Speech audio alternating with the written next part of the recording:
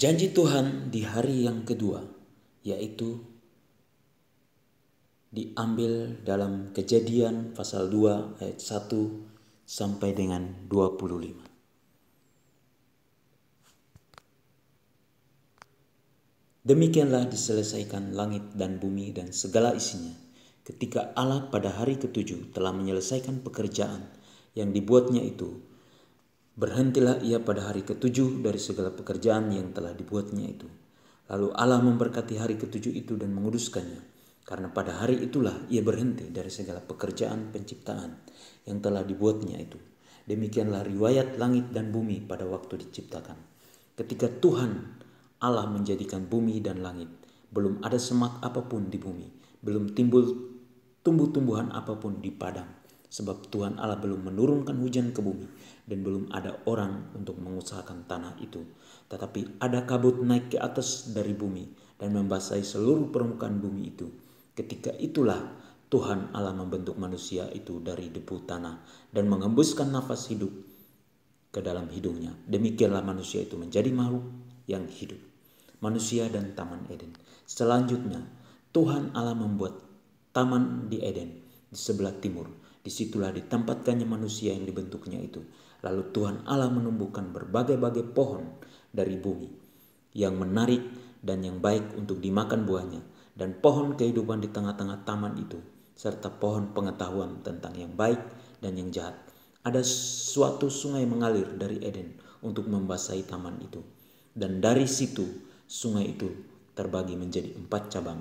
Yang pertama namanya Pison, yakni yang mengalir mengelilingi seluruh tanah Hawilah, tempat emas ada, dan emas dari negeri itu baik. Di sana ada damar bedola dan batu krisopras. Nama sungai yang kedua ialah Gihon, yakni yang mengalir mengelilingi sungai tanah Kus. Nama sungai yang ketiga ialah Tigris, yakni yang mengalir di sebelah timur Asyur. Dan sungai yang keempat ialah Efrat. Tuhan Allah mengambil manusia itu dan menempatkannya dalam Taman Eden untuk mengusahakan dan memelihara taman itu. Lalu Tuhan Allah memberi perintah ini kepada manusia: semua pohon dalam taman ini boleh kau makan buahnya dengan bebas, tetapi pohon pengetahuan tentang yang baik dan yang jahat itu janganlah kau makan buahnya, sebab pada hari engkau memakannya pastilah engkau mati. Tuhan Allah berfirman, tidak baik kalau manusia itu seorang diri saja. Aku akan menjadikan penolong baginya yang sepadan dengan dia. Lalu Tuhan Allah membentuk dari tanah segala binatang hutan dan segala burung di udara. Dibawanyalah semuanya kepada manusia itu untuk melihat bagaimana ia menamainya, dan seperti nama yang diberikan manusia itu kepada tiap-tiap makhluk yang hidup, demikianlah nanti nama makhluk itu. Manusia itu memberi nama kepada segala ternak, kepada burung-burung di udara, dan kepada segala binatang hutan. Tetapi baginya sendiri ia tidak menjumpai penolong yang sepadan dengan dia. Lalu Tuhan Allah membuat manusia itu tidur nyenyak. Ketika ia tidur, Tuhan Allah mengambil salah satu rusuk daripadanya, lalu menutup tempat itu dengan daging. Dan dari rusuk yang diambil Tuhan Allah dari manusia itu, dibangunnyalah seorang perempuan, lalu dibawanya kepada manusia itu. Lalu berkatalah manusia itu, inilah dia, tulang dari tulangku dan daging dari dagingku. Ia akan dinamai perempuan, sebab ia diambil dari laki-laki. Sebab itu seorang laki-laki akan meninggalkan ayahnya dan ibunya dan bersatu dengan istrinya, sehingga keduanya menjadi satu daging. Mereka keduanya telanjang, manusia dan istrinya itu, tetapi mereka tidak merasa malu. Amin.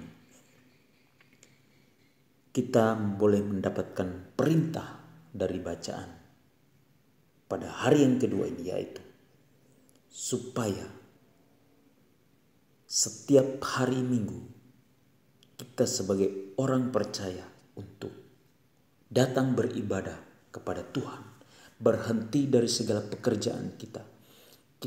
Setiap hari Minggu kita tidak gunakan untuk mencari uang, tetapi kita datang menyembah kepada Tuhan bersama-sama dengan saudara seiman kita. Dan janji yang kita dapatkan di hari yang kedua, yaitu Tuhan telah menempatkan kita di tempat yang terbaik, yaitu tempat yang penuh dengan berkat Tuhan yang melimpah. Amin.